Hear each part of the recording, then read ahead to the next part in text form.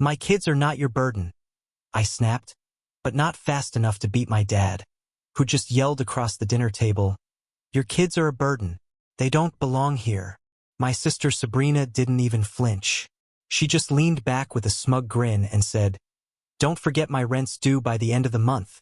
But when I stood up, walked out and cut them off for good, I got 37 missed calls in under an hour.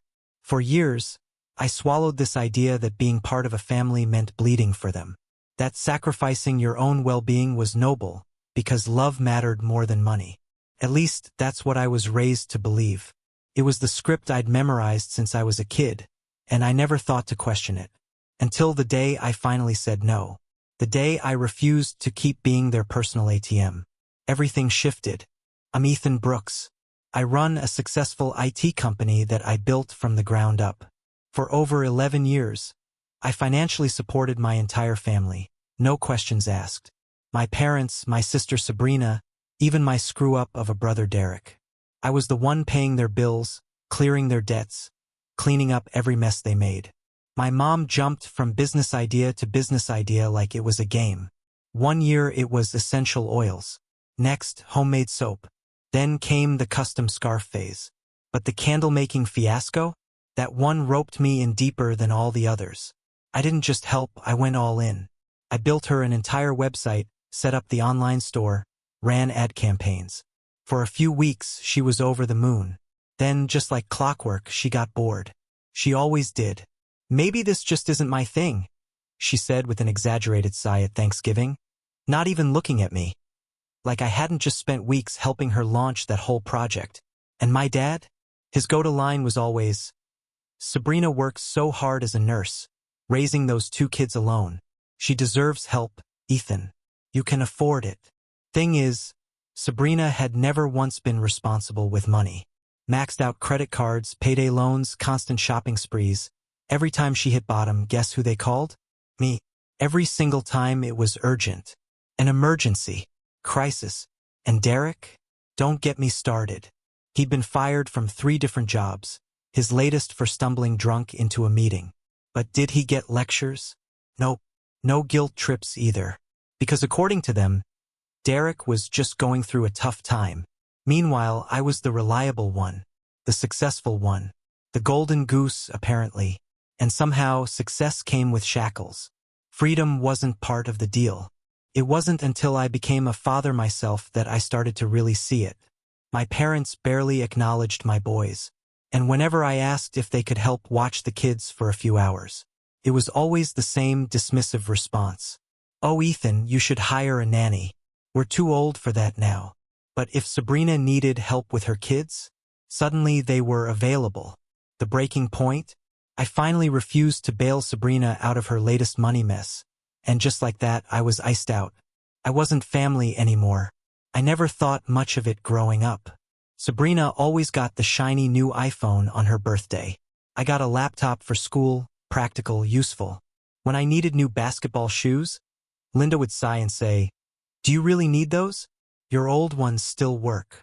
But when Sabrina wanted designer boots, Dad just swiped his card without a blink.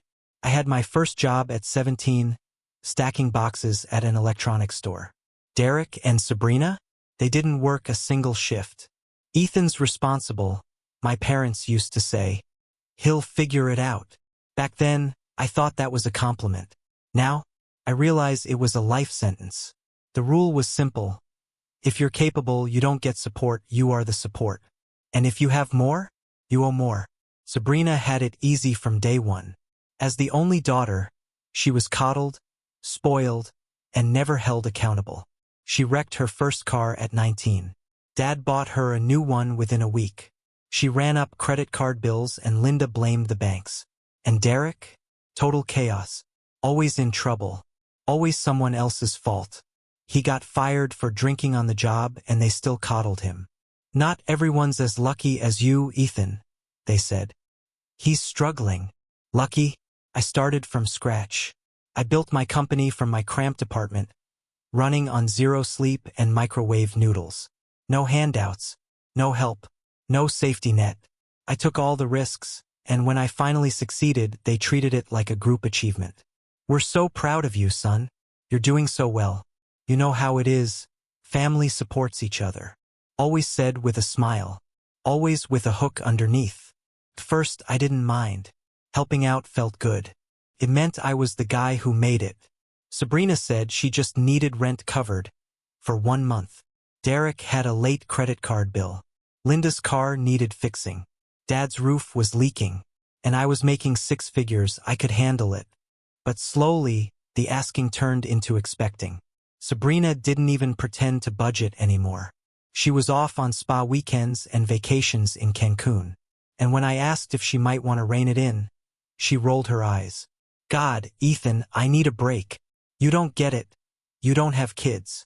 Derek never even bothered looking for another job. He'd just shoot me a text. Yo bro, I need a favor. And follow it up with a Venmo request. And Linda? Linda was the queen of the next big thing. 1 year it was oils, then scarves, then mugs. And every single time I was roped into setting up the site, running the back end, doing the tech. Then came the candle business. This one's going to take off, Ethan, she promised. People love handmade stuff. I should have known better.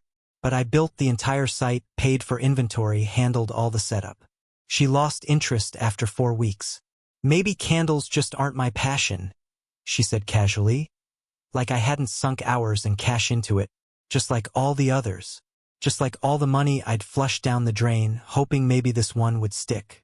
But I kept my mouth shut, because it was Linda. Then came the moment that broke me. My own kids, my flesh and blood, were seen as a nuisance. Linda wouldn't babysit.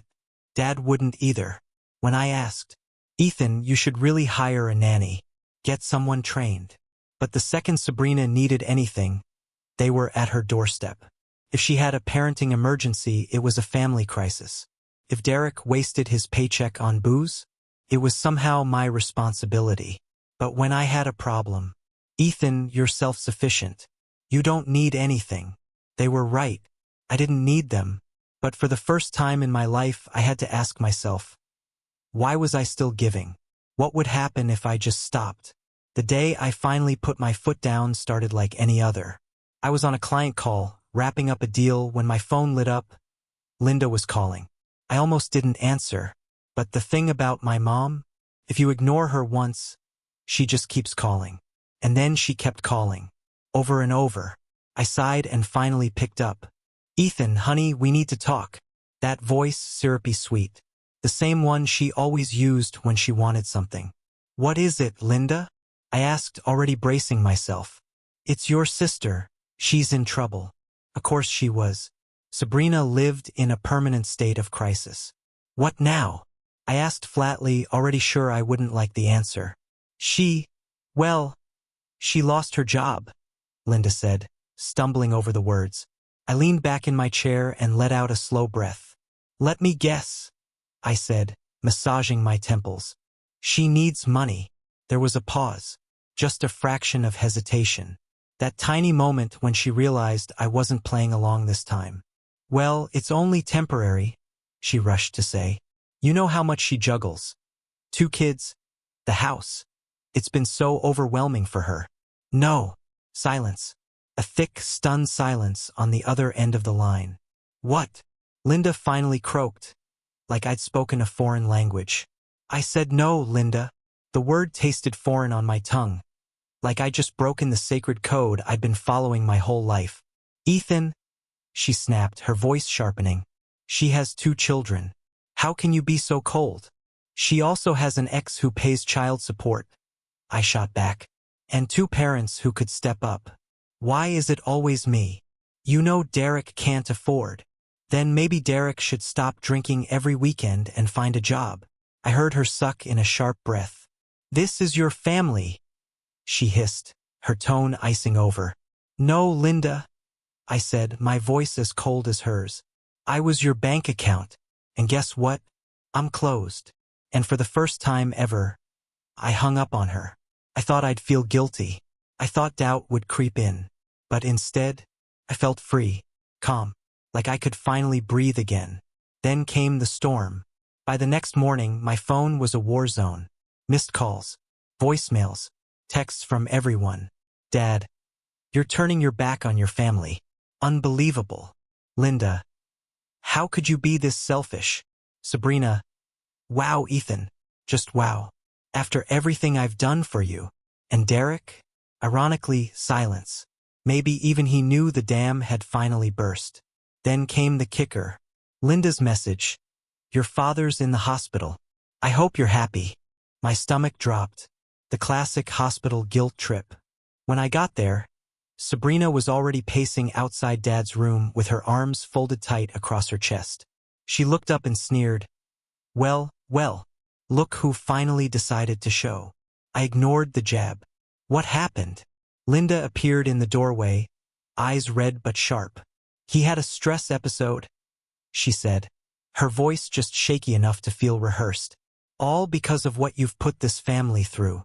I let out a hollow laugh. So now it's my fault he's in here? Sabrina snapped. You abandoned us, Ethan. You cut us off like we meant nothing to you. I looked her dead in the eye. Because you were nothing to me. Just leeches. She gasped like I'd slapped her. Ethan, Linda scolded. But I wasn't finished. You think I can't see what this is? I gestured at Dad's hospital bed. This isn't about stress. It's just another performance. One more sad attempt to guilt me into paying for all of you again. Silence. Then I heard Dad's voice, weak and raspy. We're your family. I stepped closer, leaned in, and looked him straight in the eye. No, Dad. You were just a bill I kept paying. Then I turned and walked out. That was the moment of truth. I thought maybe, just maybe, things would quiet down after that. But I was wrong. The following week, my parents went nuclear. They started calling my employees, trying to get them to talk sense into me. They reached out to my business partners with sob stories about their suffering son and daughter, and how I was living the high life while they starved. Then came the surprise visit. They actually showed up at my house. I didn't answer the door. And then came the message that ended it all. Linda sent me a bank account number and a single line of text. Just send what you can. We'll forgive you. Forgive me? That was it. That was the moment I knew it had never been about love. This was about control, power, leverage. I blocked their numbers, every single one of them. And just like that, I was finally free. What I didn't expect. A knock on my door a week later. It was Derek. He looked different, sober, exhausted, older than I remembered. I know what you're thinking, he said, holding up his hands. And no, I'm not here for money. I crossed my arms. Then why show up? He let out a long breath. To tell you that you were right. That caught me off guard. What did you just say? He rubbed his face. After you cut them off, they came for me. Started making demands. Like I was sitting on a secret trust fund or something. He let out a bitter laugh. When I told them no, Linda lost it. Called me a disappointment. Said I wasn't a real son if I wouldn't sacrifice for the family. I didn't say a word. Because I knew that speech. I'd lived it. They don't love us, Ethan, Derek said, shaking his head. They love what we do for them. For the first time I saw him, not as the screw-up brother who drank away every opportunity, but as someone who finally saw the truth. What now? I asked. He shrugged. I think I'm gonna do what you did. Walk away. A part of me wanted to tell him it was too late, that he'd stood on their side for too long. But another part, the part that still believed in second chances, grabbed a couple of beers from the fridge and tossed him one. You should have never pushed me, I said quietly. For years I ignored all the signs. I told myself they loved me, that I owed them for raising me, that taking care of them was my responsibility. But the moment they told me to hire a nanny instead of asking them to watch their own grandkids, that was the moment they crossed a line. Because that's when I finally saw the truth. They didn't see me as a son or a brother. They saw me as a walking wallet. And now, I was about to teach them what happens when you bite the hand that feeds you. Step 1. Cut them off. Blocking their numbers was just the start. I made sure they had zero access to me. I changed my email, told my assistant to block their calls, made sure they couldn't reach anyone I worked with. I even upgraded my home security system in case Linda got any ideas about a surprise visit. Then I waited, because I knew they'd come crawling back. Didn't take long. Step 2, make them pay, literally. A month passed. Then came the desperate email. From Linda. Ethan, please. Your father's medical bills are piling up. Sabrina's about to lose her apartment. We're still your family. You can't just abandon us. I actually smiled, because what she didn't know was, I'd already spoken to Dad's doctor, and surprise, surprise, he was fine. No life-threatening illness. No massive hospital debts. Just another lie. As for Sabrina, I'd looked into that too. She wasn't on the verge of eviction. She was just broke again because she couldn't stop blowing money on 5-star resorts and luxury handbags. So I ignored the email. 2 weeks later, the next desperate message came. Dad's email. Ethan, son, please. Dad's email began. I don't know why you're acting like this, but we're your family. You can't just sit back in comfort while your own flesh and blood suffers. I actually laughed when I read that, because wasn't that exactly what they had done to me for years? Living it up while I quietly footed the bill. But now that the money tap had run dry, suddenly they were suffering. Good. Step 3, shatter the illusion. The breaking point came when Linda showed up at my office. She must have charmed the receptionist, because the next thing I knew, she was standing in my doorway with those crocodile tears in her eyes. Ethan, we need to fix this, she said softly. I leaned back in my chair, arms folded. Fix what, exactly? This family, she said quickly. You've torn us apart. I nearly laughed in her face. No, Linda. You shattered this family the moment you decided I was only good for one thing, my money. She recoiled like I'd slapped her. How can you say that, she whispered. After all we've done for you? Tell me one thing, I interrupted, my voice like steel. One real thing you've ever done for me. She opened her mouth and then shut it again. Because she had nothing. She knew it. I knew it. The truth was brutal but plain, they had never actually done anything for me. And once I had kids of my own, they didn't even want to be grandparents. They just wanted to keep writing my paycheck. I got up from my desk and walked around until I stood directly in front of her. Do you really want to know the moment I made the decision to cut you all off? I asked, low and firm.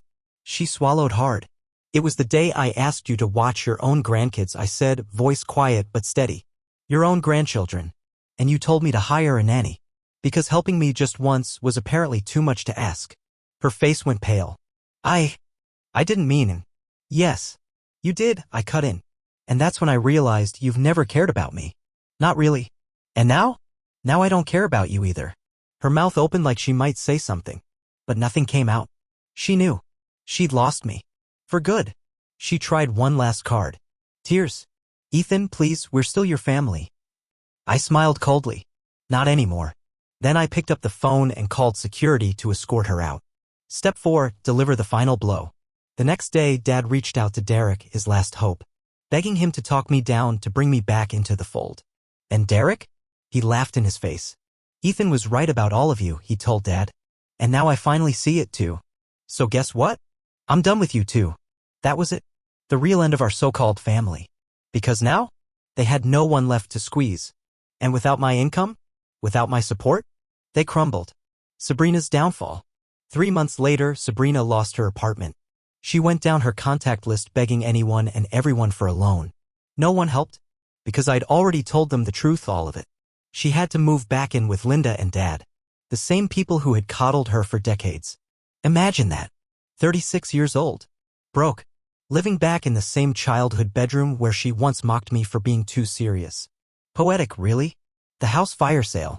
Not literally, but close enough. Dad had to sell the house.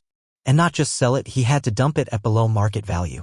Turns out he'd racked up so much debt that the bank was on the verge of foreclosure. And for the first time in his life, there was no one to rescue him. No lifeline. No golden goose.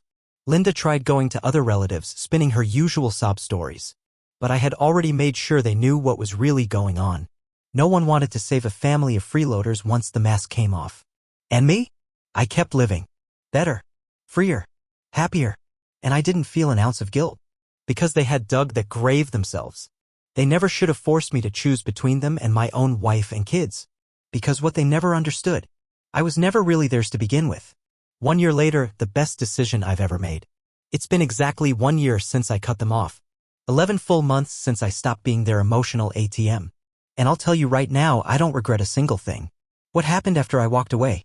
Honestly, I thought I'd feel guilty. Maybe some lingering sadness or second thoughts. But instead, I felt free. For the first time in my adult life, my phone wasn't blowing up with demands. I wasn't scrambling to cover someone else's rent or some made-up emergency. I could finally focus on my life. My business boomed. My marriage grew stronger. My kids got the best version of their dad, present, engaged, not constantly worn down by someone else's baggage. And my so-called family? They fell apart. Sabrina kept bouncing from one minimum wage job to the next, always whining about how life wasn't fair and how Ethan abandoned us. The best part? Linda and Dad finally got a taste of what it's like to support her. Turns out, without me footing the bill, Sabrina was just another entitled adult who had no idea how to manage her life. Dad ended up selling the house at a loss. He's now stuck renting a cramped apartment in a sketchy neighborhood, drowning in bills. The same man who once gave me lectures about family duty and doing the right thing? Now he's learning what real consequences look like. A few months ago, Linda made one last attempt to rope me back in. She sent an email. Ethan, your father and I are getting older. We can't go on like this forever. You need to remember that family is family. Let's put the past behind us. I laughed out loud. Didn't even reply. Because the truth? The past isn't the problem. They are. Going viral on Reddit. A while back, I decided to post my story online. Part of me wondered, was I really the bad guy? Was I selfish? Cold? So I laid it all out on Reddit. And the response? It exploded. Thousands of comments. Thousands of upvotes. People cheering me on. Others sharing their own stories of cutting off toxic families. It floored me. I'd spent years thinking I was alone, that I was wrong for finally drawing the line. But those comments proved it. I wasn't crazy. I wasn't heartless. I was just done being drained. The final message. Last week, I got one more email. From Sabrina. I hope you're happy, Ethan. Linda and Dad are struggling and I'm barely getting by. I lost everything because of you. But one day you'll see the mistake you made. And when you do, I hope you remember family forgives. I'll be waiting. I read it, smiled, and deleted it without a second thought. Because the only mistake I made was not walking away sooner. Final thoughts. So here I am, a year later, living the best life I've ever known. My business? Thriving. My kids? Happy. My stress? Gone. And my family? Finally facing the consequences they dodged for decades. If there's one thing I've learned, it's this. Family isn't about blood. It's about how people treat you. And some people don't deserve a second chance.